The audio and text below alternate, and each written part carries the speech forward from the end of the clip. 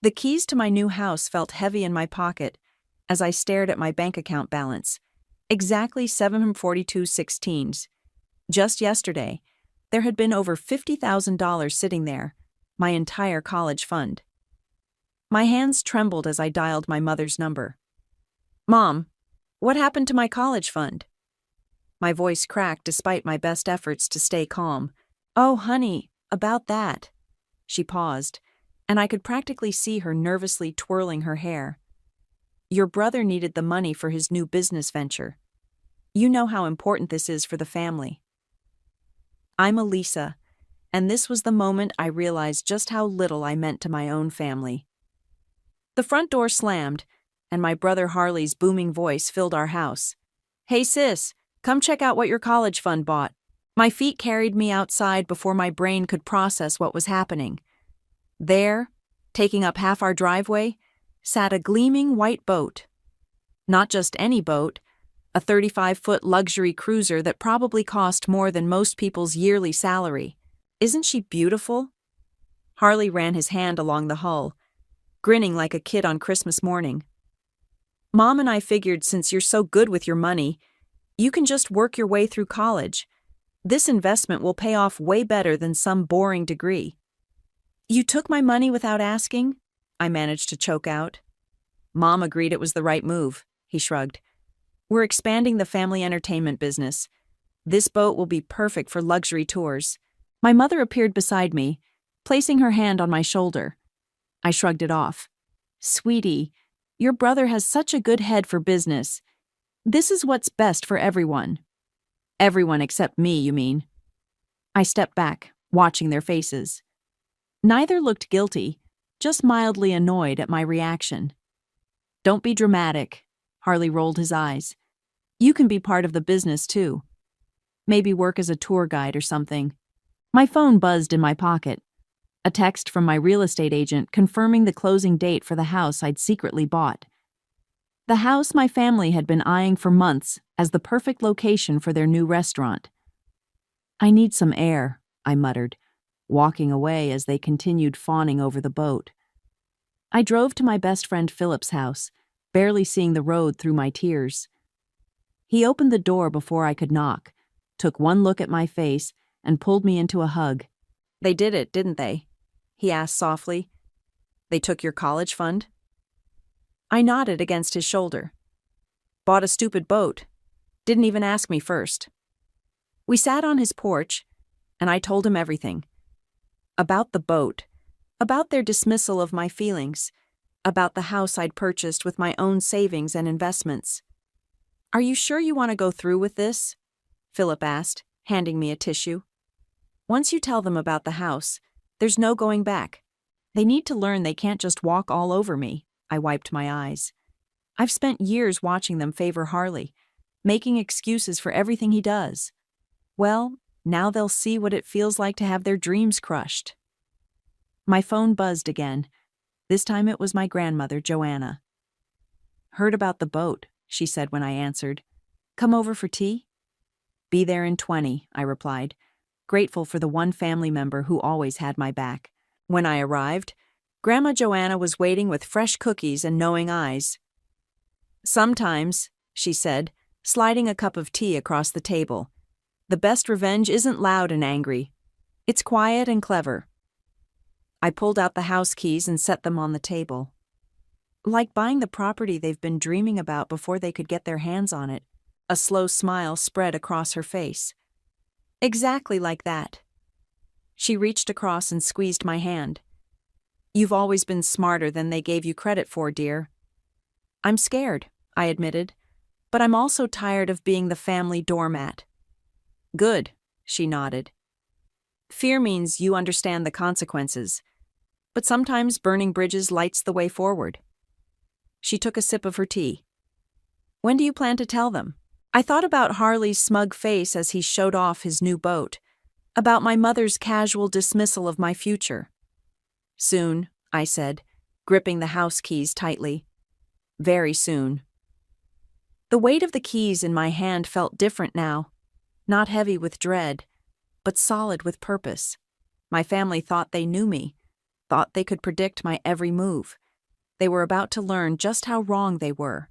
3 years earlier, I'd overheard a conversation that changed everything. I was bringing coffee to my mother's office when Harley's voice drifted through the partially open door. "That property on Marina Drive would be perfect, Mom. We could turn it into the flagship restaurant for our entertainment empire." "It's not for sale yet," my mother replied, "but the owner's getting old. Give it a few years, and we'll make our move." I paused outside, coffee growing cold in my hands. "What about the money?" Harley asked. "We'll need at least $300,000 for the down payment." "Well," my mother's voice dropped lower. "There's always Elisa's college fund. She probably won't need all of it anyway." That night, I opened my first investment account with the $5,000 I'd saved from my part-time job at the library. The memory of that moment played in my mind as I sat across from Philip at our favorite coffee shop, watching him scroll through the photos of my new house. "I still can't believe you pulled this off," he said, shaking his head. 3 years of working 2 jobs, living like a hermit, and investing every penny." "The crypto boom helped," I admitted, stirring my latte. "Getting in early on those tech stocks, too. But mostly it was just," I gestured to my worn sweater and scuffed shoes, living below my means while they all thought I was just bad with money." "Speaking of your family," Philip leaned forward, "your brother's been posting nonstop about that boat on social media. Living the dream and family empire everywhere." I pulled out my phone and showed him Harley's latest post, a photo of him lounging on the boat that my college fund had bought. The caption read, "Big plans coming soon. Watch this space for the next Rogers family venture." "They have no idea you own the house, do they?" Philip asked. "Not yet. I used my grandmother's address for all the paperwork." I smiled, remembering how Joanna had insisted on helping. "The real estate agent thinks I'm an investor looking to preserve the property's historical character." The bell above the coffee shop door chimed, and I instinctively ducked lower in my seat as my mother walked in. She didn't notice us, too absorbed in her phone call. "Yes, we're very interested in the Marina Drive property," she was saying. "As soon as it hits the market, we want first right of refusal." Philip raised an eyebrow at me as my mother ordered her coffee and left, still talking about renovation plans and permits. "You know what's crazy?" I said once she was gone. "If they'd just asked me about the boat, explained their plans, maybe even offered to pay me back, I probably would have helped them, but they just took what was mine, like I didn't matter." "When are you going to tell them?" "I'm waiting for the perfect moment." I pulled out the set of keys I'd received yesterday. "They're having a family dinner next week to discuss their expansion plans. Seems like the right time to drop my own little bombshell." Later that evening, I visited Grandma Joanna again. She was in her garden, tending to her roses, when I arrived. "Your mother called today," she said, pruning shears snipping precisely. She was quite excited about their plans for the Marina Drive property. "Did she mention how they funded Harley's new boat?" Joanna's shears paused mid-cut. "Not a word, but I have ways of finding things out." She turned to face me. "You know, when I was your age, my own brother tried something similar. Convinced our parents to give him my inheritance early for a can't-miss business opportunity. What happened? The business failed, of course," she resumed pruning. "But more importantly, he learned that taking advantage of family has consequences. Sometimes those consequences take years to surface, but they always do." "Did you ever forgive him?" "Eventually, but our relationship was never the same." She set down her shears and took my hands in hers. "Are you prepared for that possibility?" I thought about all the times I'd watched Harley get everything he wanted while I worked and saved. About my mother's constant dismissal of my dreams in favor of his schemes. "I think that relationship changed the moment they stole my future," I said quietly. "Then you're not really destroying anything," Joanna replied, squeezing my hands. "You're just making the truth visible." As I drove home that evening, I passed the Marina Drive property. My property now. The old Victorian house stood proud against the setting sun, its weathered facade hiding secrets just like I did. Soon, very soon, those secrets would come to light. I touched the keys in my pocket and smiled. Sometimes the best revenge isn't just about getting even. It's about taking control of your own story. You should see the plans I've drawn up, Harley announced at breakfast, spreading blueprints across our kitchen table, not caring that his elbow knocked over my coffee. The Marina Drive house will be perfect once we gut it. Main floor restaurant, rooftop bar, maybe even a small music venue in the basement. I dabbed at the coffee stains spreading across my shirt. Sounds expensive. That's the beauty of it, he grinned, completely missing my sarcasm. The old owner doesn't know what they're sitting on. Mom's been watching the property for years. Once it hits the market, we'll swoop in with an offer they can't refuse. And where's this money coming from? I asked, keeping my voice carefully neutral. Since you spent my college fund on the boat? Mom walked in, cutting off any response. Harley, darling, I just got off the phone with the realtor. She says there's been some interest in the property already. I pretended to be absorbed in my phone while they talked, but my ears were burning. What do you mean, interest? Harley's voice rose. It's not even officially listed yet. Apparently someone's been making inquiries, Mom replied, pouring herself coffee. Some investor who wants to preserve the historical character of the building. I bit my lip to hide my smile. Historical character? Harley scoffed. It's just an old house. We need to act fast, Mom. Can we make a preemptive offer? I've tried, but the realtor says the owner's already in talks with this other buyer. Mom sighed. But don't worry, I'm not giving up. I've got another meeting with her today. My phone buzzed. A real call this time, from the same realtor. I excused myself to answer it in the hallway. Ms. Rogers? I wanted to let you know your mother has scheduled another meeting to discuss the Marina Drive property, the realtor whispered. I'm not sure how long I can keep deflecting without revealing you're the buyer. Just hold them off a little longer, I replied quietly. I'm telling them everything next week. Back in the kitchen, Harley was still ranting. This is our future, our empire. Some history buff can't just swoop in and ruin everything. Maybe they have plans too, I suggested, sliding back into my seat. Dreams of their own. What would you know about dreams? Harley sneered. You can barely manage a checking account. Mom placed a hand on his arm. Harley, be nice to your sister. Elisa, why don't you help us brainstorm? You could be part of this too. Really? I raised an eyebrow. Like how I was part of the decision to spend my college fund. That again? Harley rolled his eyes. Get over it already. This is bigger than your community college plans. I stood up, my chair scraping against the floor. I have to get to work. Some of us still have to earn our way. Later that day, Philip met me for lunch at the diner where I worked my second job. I served tables while telling him about the morning's events. They're getting desperate, I said, refilling a customer's coffee. You should have seen Harley's face when Mom mentioned another buyer. Are you having second thoughts? Philip asked between bites of his burger. No, but I leaned against the counter. Sometimes I wonder what Dad would think about all this. Your dad was a good man who believed in hard work and honesty, a voice said behind me. I turned to find Grandma Joanna settling onto a bar stool. He'd be proud of you for standing up for yourself. Grandma, what are you doing here? Can't a grandmother check on her granddaughter? She smiled, but her eyes were serious. Your mother called me, trying to see if I'd help finance their restaurant plans. My stomach dropped. What did you say? I told her I'd think about it. Joanna stirred sugar into her coffee. Didn't mention I've already invested in a different project. She winked at me. The family dinner's in 3 days, I said quietly. Everything's going to change. Change isn't always bad, dear. Joanna reached across the counter and squeezed my hand. Sometimes it's necessary.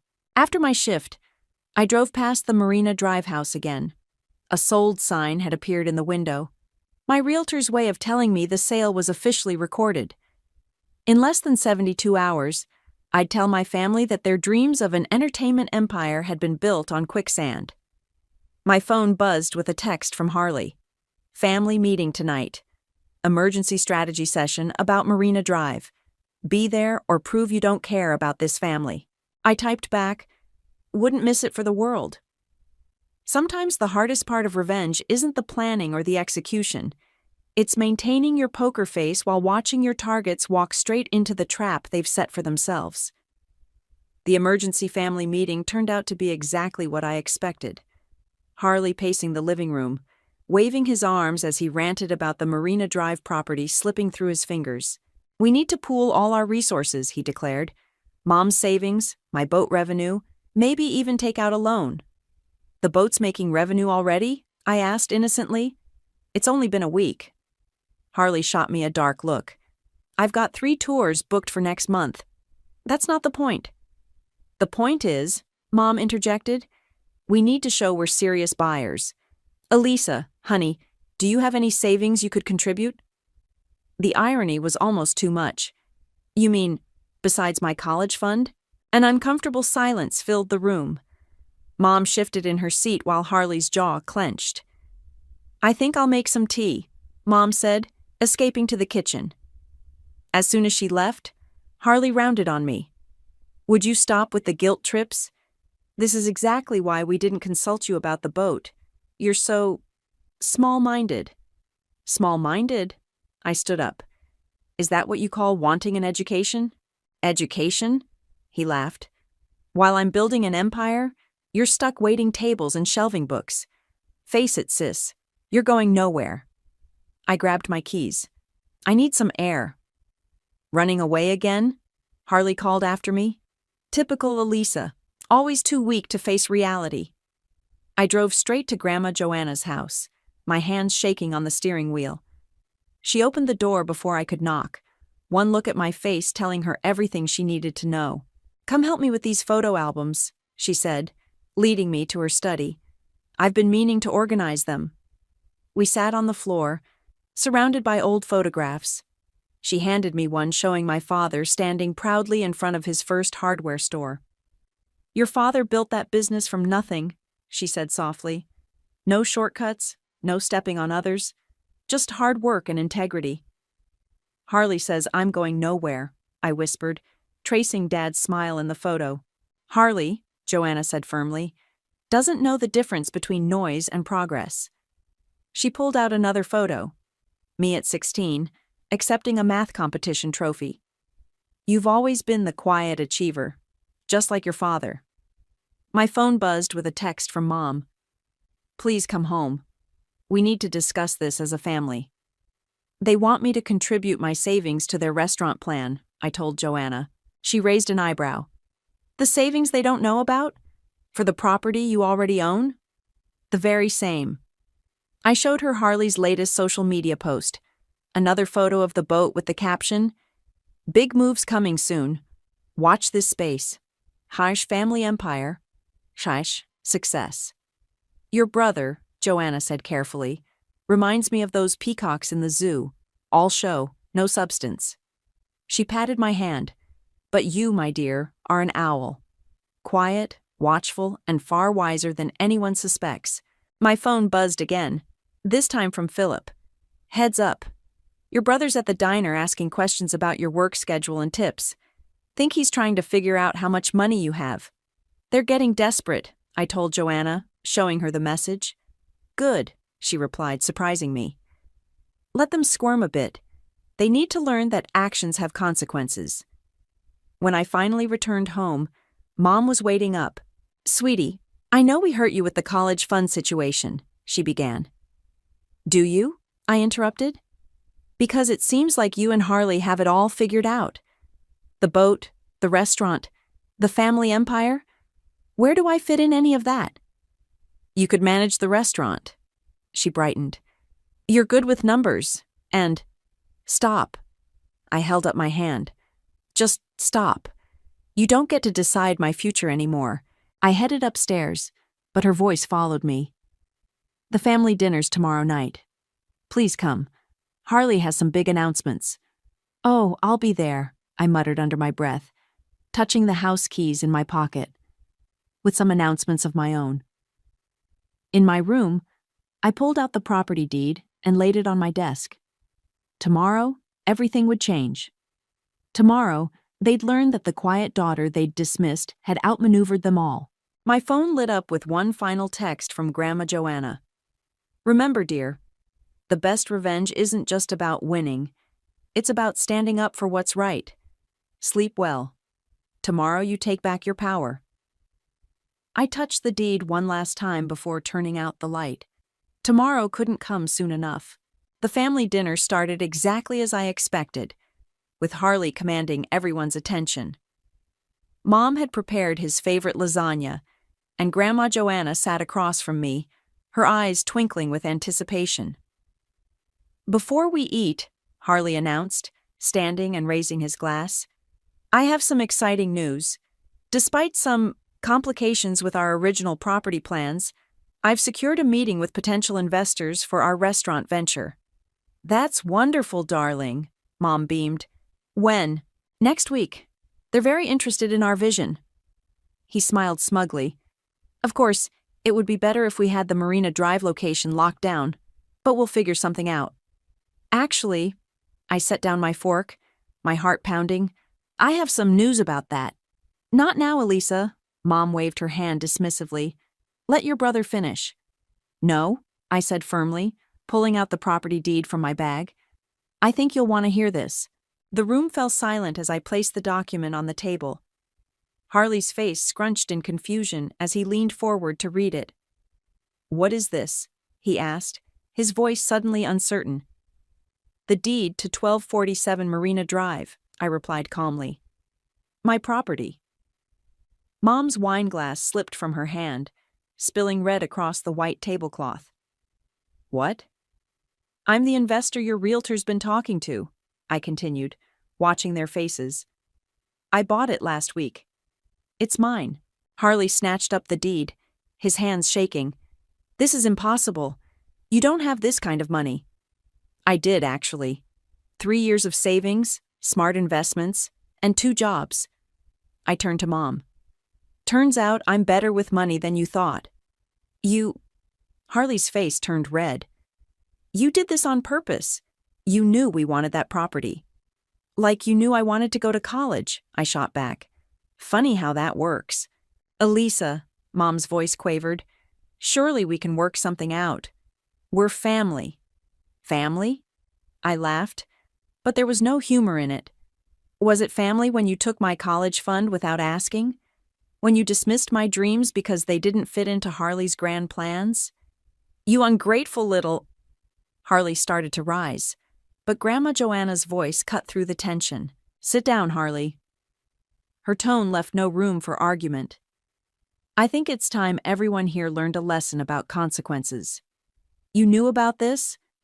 Mom turned to her mother, betrayal written across her face. I did. Joanna took a sip of her wine. And I helped her. Someone had to stand up for what's right. This isn't right. Harley slammed his fist on the table. This is sabotage. You've ruined everything. No, I stood up slowly. I took control of my own future. Something you two taught me to do, actually, by showing me exactly how it feels to have someone else decide your fate. We can offer you money, Mom said desperately, more than you paid for it. It's not for sale. I picked up the deed. I have my own plans for the property. What plans? Harley sneered. A library? A study hall? Actually, I'm turning it into a community education center, with affordable classes, workshops, and yes, a library. I smiled. Not everyone can afford to have their college fund turned into a boat. The silence that followed was deafening. Mom stared at her spilled wine. Harley's face cycled through shades of red, and Grandma Joanna looked proudly in my direction. You've changed, Mom finally whispered. No, I corrected her. I just stopped letting you ignore who I've always been. Harley stormed out, the front door slamming behind him. Mom started to cry quietly, dabbing at her eyes with her napkin. Well? Grandma Joanna stood up. gathering her purse. I think that's enough excitement for one evening. Elisa, dear, would you walk me to my car? Outside, the night air was cool on my flushed face. Joanna hugged me tightly. You did well, she said. It's not easy standing up to family, but sometimes it's necessary. What happens now? I asked, suddenly feeling the weight of everything. Now? She smiled. Now you build something meaningful. Something that helps others avoid the position you were in. She squeezed my hand. Your father would be so proud. As I watched her drive away, I heard the front door open behind me. Mom stood there, looking smaller than I'd ever seen her. We really hurt you, didn't we? She said softly. I nodded, not trusting myself to speak. I don't know how to fix this, she admitted. Maybe, I replied. You should stop trying to fix things and start listening instead. I walked to my car, leaving her in the doorway. Tomorrow would bring more drama, more accusations, more attempts to change my mind. But for now, I felt lighter than I had in years. Sometimes the best revenge isn't about hurting others. It's about finally standing up for yourself. The morning after the revelation, I arrived at work to find Harley waiting outside the library. He was wearing his best suit, the one he saved for impressing investors. We need to talk, he said, following me through the staff entrance. I'm working, Harley. I started sorting returns onto my cart. I'll make this quick. He straightened his tie. Name your price for the property.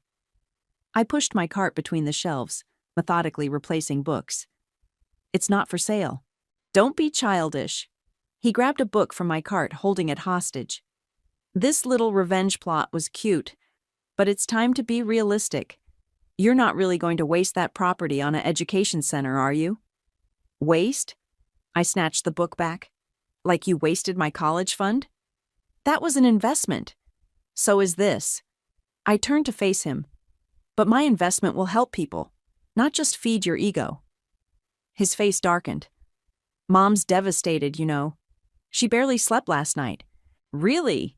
I raised an eyebrow. Did she cry as much as I did when I found out my future had been stolen? I talked to some lawyers this morning. He switched tactics, voice dropping low. There might be grounds to challenge the sale. Given that you used Mom's address initially. Actually, I cut him off, I used Grandma's address. Everything's legal and properly documented. But nice try. He grabbed my arm as I tried to move past him. You're making a huge mistake. Is there a problem here? My supervisor appeared at the end of the aisle, frowning. No problem, I pulled free. My brother was just leaving. Later that day, Mom showed up at my second job at the diner. She sat at the counter, ordering nothing, just watching me work. Can I get you something? I finally asked during a lull. Remember when you were little, she said, ignoring my question, and you used to play restaurant with your toy cash register? You were always so good with numbers. Mom, you could still be part of the family business, she pressed. We could work together, make it something special. Like you made my college fund into something special? I started wiping down the counter, needing to keep my hands busy. I made a mistake, she admitted quietly. We both did. But this revenge, it's not you, Elisa. You don't know me, Mom. I stopped wiping. That's the whole problem. My phone buzzed. A text from Philip. Heads up. Harley's posting about fraudulent property sales on social media. Mom saw my expression change as I read the message. He's just hurt, she defended quickly. We all are. Hurt? I laughed bitterly. He's trying to destroy my reputation because he can't handle losing. He's your brother. And I was your daughter. The words exploded out louder than intended, drawing stares from nearby customers. I lowered my voice. I was your daughter, but you treated me like an ATM for Harley's dreams. She reached for my hand, but I pulled back. I need to get back to work. That evening, I met Grandma Joanna at the Marina Drive house. We walked through the empty rooms, our footsteps echoing on the hardwood floors. "Harley's getting desperate," I told her, showing her his social media posts. "Of course he is," she replied, running her hand along an antique banister. "He's never had to face consequences before. Mom came to the diner today, tried to convince me to sell. And I almost felt bad, until I saw Harley's posts." Joanna stopped at a window, looking out at the garden. "Your father built his first store in a building like this. Everyone told him it was too old, too much work, but he saw the potential." She turned to me. "What do you see when you look at this place?" I gazed around the room, seeing past the peeling wallpaper and dusty corners. "I see second chances, for people who need education but can't afford traditional college, for kids who need a quiet place to study, for anyone who's been told their dreams don't matter." "Then hold on to that vision," she said firmly, "because the next few days are going to get worse before they get better." My phone buzzed again. Another text from Philip. "Your brother just showed up at my place looking for dirt on your finances. He's really losing it." "Let him look," I said, showing Joanna the message. "Everything I did was legal and above board, unlike some people's business practices." Joanna squeezed my shoulder. "Sometimes the hardest part of standing your ground isn't the initial fight. It's weathering the storm that follows." I touched the wall of what would soon be a classroom. "Then let it storm." The final showdown happened on a Sunday evening, exactly 1 week after my revelation at the family dinner. Mom had insisted on another family meeting, this time at the Marina Drive house itself. I arrived to find Harley's new boat conspicuously parked in the driveway, blocking my usual spot. Inside, Mom and Harley were already waiting with Grandma Joanna. The empty rooms amplified every sound, making the tension feel even heavier. "Nice of you to join us," Harley said, his smile not reaching his eyes. "I've been doing some research about this place." "Have you?" I leaned against the door frame, arms crossed. "The foundation needs work. Electrical's not up to code. Plumbing's ancient." He pulled out a stack of papers. "Getting this place ready for your little education center would cost a fortune." "I know," I replied calmly. "I had it inspected before I bought it." "Then you know it's not feasible," Mom jumped in. "Honey, be reasonable. Sell it to us, and we'll give you enough to go to any college you want." "With what money?" I asked. "The boat's not exactly bringing in millions, is it?" Harley's face reddened. "That's none of your business." "Actually," Grandma Joanna spoke up, "I'd like to know too. How are those tours going, Harley?" He shifted uncomfortably. "We've had some cancellations. Temporary setback." "All of them?" I pulled out my phone, showing a screenshot. "Because according to your booking site, you haven't had a single customer." "You're tracking my business?" he sputtered. "No, I'm tracking what happened to my college fund." I turned to Mom. "Did you know he's already trying to sell the boat? Listed it yesterday for half what you paid." Mom's face went pale. "Harley, is this true?" "I can explain." "Like you explained how taking my college fund was for the good of the family," I cut in. "Face it, Harley. Your empire is built on stolen dreams and empty promises." He lunged forward suddenly, grabbing my arm. "You think you're so smart, don't you? Little Miss Perfect, with her secret investments and clever plans? Let go of her." Grandma Joanna's voice cracked like a whip. "Or what?" Harley sneered, but his grip loosened. "Going to cut me out of the will, too?" "Actually," Joanna pulled out her own stack of papers, "I've already revised my estate plans. The money I'd set aside for the restaurant? It's going to Elisa's education center instead." The silence that followed was deafening. Mom sank onto a dusty windowsill, while Harley's face went from red to white. "You can't do that," he whispered. "I already have." Joanna moved to stand beside me.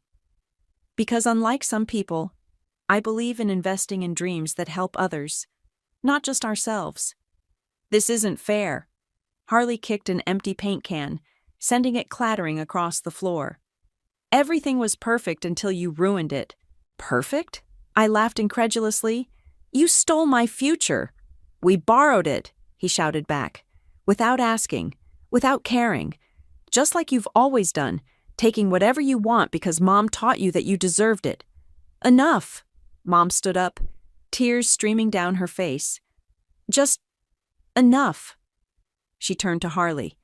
Is it true about the boat? His silence was answer enough. I trusted you, she whispered. I let you convince me that taking Elisa's money was the right thing to do. Mom, no. She held up her hand. I've been blind. To so many things. She turned to me, including the damage I've done to you. I felt tears pricking at my eyes but forced them back. It's a little late for that realization. I know. She picked up her purse. But maybe it's not too late to start making things right. She headed for the door, then paused. Harley, I want the boat sold by the end of the week. And Elisa? She met my eyes. I hope someday you can forgive me for failing you. After she left, Harley stood there, deflated and defeated. You've destroyed everything. No, I replied quietly. You did that yourself. I just refuse to be collateral damage anymore. He stormed out, the front door slamming behind him. The sound echoed through the empty house, marking the end of one chapter and the beginning of another. Grandma Joanna wrapped an arm around my shoulders. Well, that was quite a performance. Did I do the right thing? I asked, suddenly uncertain. The right thing isn't always the easy thing, she replied. But standing up for yourself? That's always right. Through the window, I watched Harley's boat pull away, a symbol of everything that had gone wrong in our family. But around me stood the walls of everything that could go right, a place of learning, of second chances, of dreams rebuilt from the ashes of betrayal. The morning of the education center's opening day, I stood in what used to be the master bedroom, now transformed into a computer lab. Philip was setting up the last of the workstations while Grandma Joanna arranged flowers on the front desk. First student arrives in an hour, Philip said, checking his watch. Nervous? Before I could answer, a knock at the door made us all turn. Mom stood in the doorway, holding a small package. I wasn't sure if I should come, she said softly. But you did, I replied, watching her take in the changes we'd made to the house. She walked slowly through the room, running her hand along one of the new desks. It's beautiful. Nothing like what Harley planned, but better. Have you heard from him? I asked, though I already knew the answer from social media. He'd moved to Florida, supposedly to expand his business opportunities. He's avoiding my calls. She set the package down. The boat sold last week. I wanted you to have this. She pushed the package toward me. Inside was a check, for exactly the amount of my original college fund.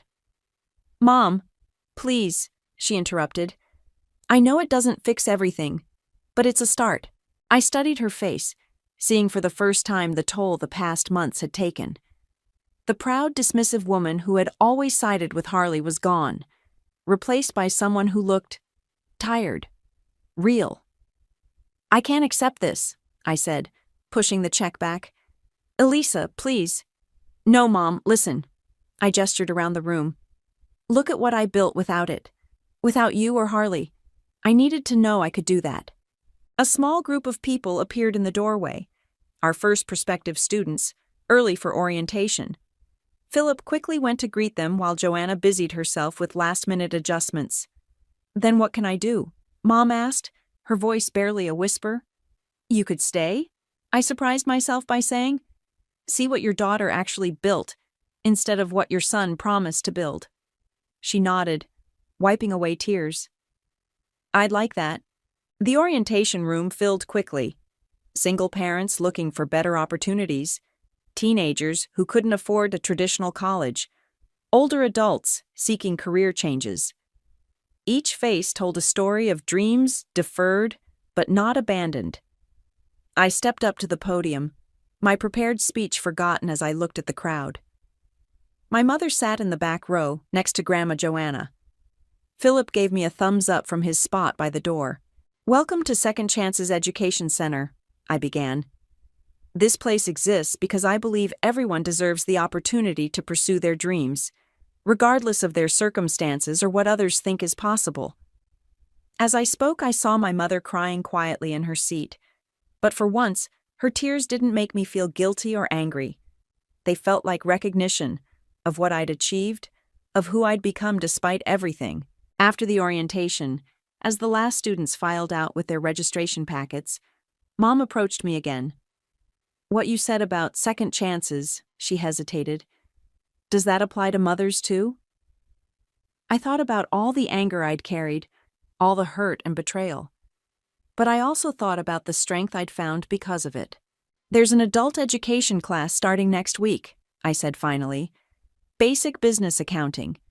Maybe you could sit in, see what it's like to build something legitimate." She smiled, a real smile, not the indulgent one she used to give me. "I'd like that." As she left, Philip and Joanna joined me at the front desk. "Well?" Philip asked.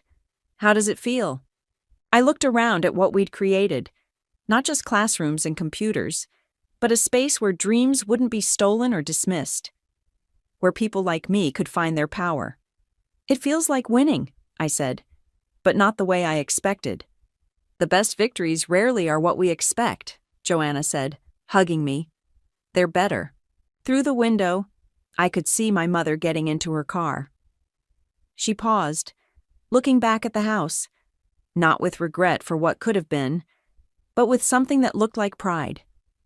For the first time, I realized that maybe the best revenge wasn't about making others lose, but about showing them a better way to win.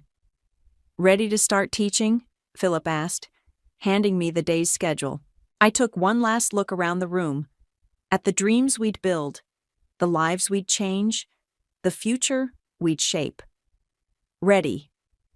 Sometimes the hardest lessons teach us the most important truths, that our worth isn't determined by those who dismiss us, that our dreams don't need anyone else's permission to grow, and that the best revenge is simply becoming exactly who we were meant to be.